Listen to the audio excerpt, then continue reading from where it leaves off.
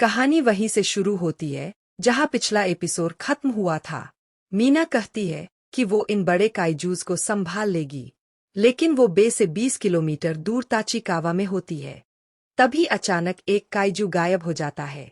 शिनोमे को ये देखकर बड़ा सरप्राइज होता है कि आखिर इतने दूर से मीना अटैक कैसे कर रही है। तभी दिखाया जाता है मीना को जो बैठी होती है एक anti large kaiju railgun Kronos के अंदर। गन इतनी पावरफुल कि भाई सीधे 94% कॉम्बैट पावर निकाल देती है और एक ही फायर में 2 काइजू का काम तमाम। ये देख शिनोमे तो चौंक जाती है। भाई ये है 3rd डिवीजन की कैप्टन मीना। मीना लगातार रिलोड करके धड़ाधड़ काइजू ढेर करती जा रही होती है। डायरेक्टर भी कहता है कि ये लड़की नरुमी से भी ज्यादा पावरफुल है और शायद पूरी दुनिया में अकेली है जो इतना जबरदस्त फायर पावर जनरेट कर सकती है। कुछ ही देर में आखिरी काइजू भी मीना गिरा देती है। उधर बाकी प्लाटून लीडर्स को ऑर्डर मिलता है कि जहां से ये बड़े काइजू आए थे वहां जाकर इन्वेस्टिगेशन करो और साथ ही सिविलियंस को हटाओ। काफका तो खुश हो जाता है और माइक खोलकर इधर उधर बकबक शुरू कर देता है। देखा पावर, देखा कैप्टन मीना की ताकत। भाई मस्तियों में झूम रहा होता है। फिर रिपोर्ट आती है कि अल्फा, डेल्टा और ओइजमी एरिया क्लियर हो गए हैं। मतलब काम सक्सेसफुल चल रहा है। लेकिन नरुमी कहता है इतनी जल्दी सब खत्म नहीं होगा। नंबर 9 इतनी आसानी से नहीं मरेगा। एजी भी बोलता है कि कुछ गड़बड़ है क्योंकि काइजू ज्यादा डैमेज कर ही नहीं रहे। शायद उनका असली इरादा कुछ और है। तभी कट होता है नंबर 9 पर। वो सोच रहा होता है कि अभी तक उसे नंबर 8 यानी काफका नहीं दिखा और अब वो अपने नए ट्रिक्स दिखाने वाला है। इंट्रो आता है और फिर सीन बदलता है। पानी लीक हो रहा है और अचानक से मैनहोल फटने लगते हैं। सुमिदा वार्ड के पास काइजू सिग्नल मिलता है और वहां से जमीन फाड़कर एक बहुत बड़ा काइजू बाहर निकलता है। रिपोर्ट आती है कि इसका फोर्टिट्यूड 9 से भी ऊपर है। शिनोमिया, होशिना सबके सामने अपने अपने काइजू आ जाते हैं और ताचिकावा बेस में मीना और काफका के एरिया में भी नए काइजू दिखने लगते हैं। ये छोटे मोटे काइजू नहीं बल्कि इतने स्ट्रॉन्ग है कि सीधे ऑफिसर्स को भी ढेर कर सकते हैं।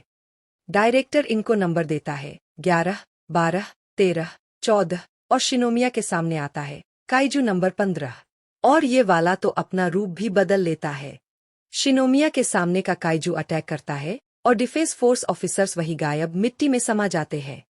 पूरा शॉकिंग सीन होता है। शिनोमिया तो डॉज कर लेती है लेकिन नंबर 15 इस बात से इम्प्रेस हो जाता है। नरुमी अब समझ जाता है असली प्लान फैसिलिटी पर अटैक करना नहीं था। उनका मकसद था हमें अलग करना और स्ट्रॉन्गेस्ट मेंबर यानी काइजू नंबर 8 को मारना। डायरेक्टर टेंशन में आ जाता है क्योंकि एक नंबर काइजू को अकेला कैप्टन नहीं हरा सकता। कम से कम 2 से 3 कैप्टन चाहिए होते हैं और शिनोमिया तो अभी बस फर्स्ट ईयर में है। डायरेक्टर सोचता है ईजी को भेज दे मदद करने, लेकिन अगर बेस पर अटैक हो गया तो क्या होगा।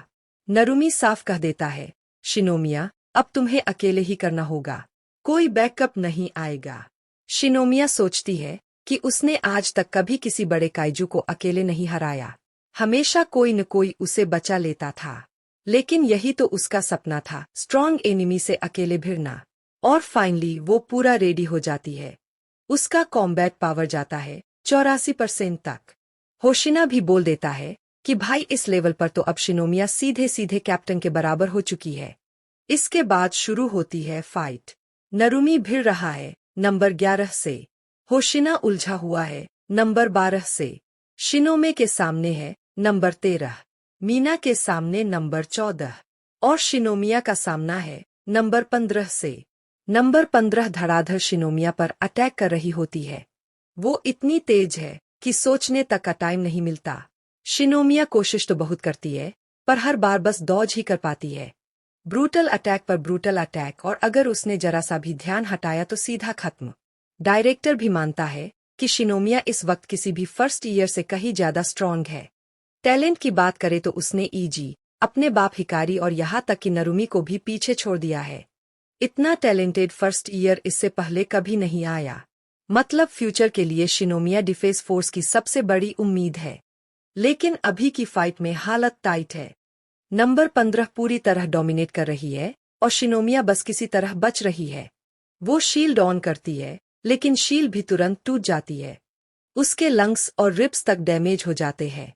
बुरी हालत में है। शिनोमिया नंबर 15 ताना मारती है, तुम बहुत कमजोर हो, तुम्हारा ये छोटा एक्स मेरे सामने कुछ नहीं कर सकता। और वो फाइनल अटैक करने ही वाली होती है। तभी डायरेक्टर कहता है, मैं इस लड़की को जानता नहीं, लेकिन ये मुझे किसी की याद दिलाती है। सीन कट होता है नरुमी पर। वो नंबर 11 से भिड़ रहा है, लेकिन नंबर 11 पानी से अटैक कर रहा होता है। नरुमी काइजू की मूवमेंट तो प्रेडिक्ट कर सकता है, लेकिन पानी की नहीं, इसलिए उसकी हालत भी खस्ता हो रही है। फिर दिखाया जाता है होशिना और नंबर 12 की फाइट। ये काइजू ब्लेड चलाने में एक्सपर्ट है और होशिना से भी तेज निकल रहा है। ओगानोगी कहती है कि ये वाइस कैप्टन जैसा फाइट कर रहा है। उसके मूव्स प्रेडिक्ट कर लेता है और क्लोज रेंज में स्पेशलाइज्ड है। लगता है जैसे ये खासतौर पर होशिना को हराने के लिए बनाया गया हो। डायरेक्टर समझाता है, जैसे इंसान, जानवर, इंसेक्ट, वायरस सबको स्टडी करके उनके खिलाफ तैयारी करते हैं, वैसे ही पहली बार किसी ने इंसानों को हराने के लिए स्टडी की है। और वो है नंबर 9। ये सारे काइजू डिफेंस फोर्स को खत्म करने के लिए बनाए गए हैं। कट होता है सिविलियन एरिया पर। लोग कैंपिंग करके ड्रेस में बैठे हैं। काफका का दोस्त टोको और उसकी बेटी भी वही है। न्यूज में आता है कि नए काइजू का फोर्टिट्यूड 9 के बराबर है। लोग और ज्यादा डर जाते हैं। टोको कहता है, हमें गिव अप नहीं करना चाहिए, बाहर हमारे लिए लोग लड़ रहे हैं। उसे काफका पर पूरा भरोसा है, क्योंकि उसने सालों उसके साथ काम किया है। काफका भी लोगों को सेफ एरिया की तरफ भेज रहा होता है। अचानक ब्लास्ट होता है और रिपोर्ट आती है, अगर किसी का कॉम्बैट पावर 60% या उससे कम है तो शिनोमे वाले एरिया से तुरंत निकल जाए, क्योंकि नंबर 13 वहां प्रकट हुआ है। काफका लोगों को गाइड कर रहा होता है, तभी एक बुजुर्ग लेडी गिर जाती है। एक लड़की उसे उठाती है और कहती है, डरिए मत, डिफेंस फोर्स हमें बचा लेगी। काफका ये देखकर अपने मीना से किए वादे को याद करता है कि वो एक अच्छा डिफेंस ऑफिसर बनेगा और लोगों को बचाएगा। फिर एक और धमाका होता है, लोग भागने लगते हैं। वही लड़की गिर जाती है, उसके कार्ड्स बिखर जाते हैं। काफका कार्ड उठाकर कहता है, तुम सही कह रही हो, डिफेंस फोर्स में मीना, नरुमी जैसे लोग हैं। वो बहुत स्ट्रांग है, चिंता मत करो। लड़की पूछती है, क्या तुम्हारा भी कोई कार्ड है? तभी काफका के ईयरपीस में रिपोर्ट आती है, शिनोमे के फ्रैक्चर हुए हैं, वो बुरी हालत में है। लड़की उसे मोटिवेट करती है, तुम्हारा भी एक दिन कार्ड बनेगा। काफका उस जोन की तरफ दौड़ पड़ता है। कट होता है शिनोमे पर। वो नंबर 13 से लड़ रही होती है। रिपोर्ट आ रही है, स्ट्रॉन्गेस्ट ऑफिसर्स भी हार रहे हैं। हर जगह हालात खराब है। शिनोमे मानती है कि ये अब तक का सबसे तेज काइजू है, लेकिन उसे याद आता है नरुमी ने कैसे उसे प्लटून लीडर बनाया था। वो कॉम्बैट पावर 73% तक निकालती है और अटैक करती है, पर नंबर 13 उसे पहले ही पटक देता है। शिनोमे सोचती है कि वो और स्ट्रांग बने ताकि नरुमी उसे नोटिस करे, लेकिन अब वो लीडर है और सब उस पर भरोसा करते हैं। वो फैसला करती है, चाहे जान भी चली जाए, सबको प्राउड कराएगी। वो नंबर 13 की आंखों पर अटैक करती है, गोलियां बरसाती है, लेकिन काइजू उस पर भारी पड़ता है। वो फिर से गिर पड़ती है, हालत नाजुक। काइजू उसे मारने ही वाला होता है कि अचानक वहां आ जाता है काफका। वो उसे गोदी में उठा लेता है। शिनोमे हैरान, तुम यहाँ क्या कर रहे हो? तुम्हें तो ऑर्डर मिले थे दूर रहने के। काफका मुस्कुराकर कहता है, अब मैं ऑर्डर्स नहीं मानूंगा, और टेंशन मत करो, मैं हारूंगा नहीं। और फिर काफका फाइनली ट्रांसफॉर्म होता है।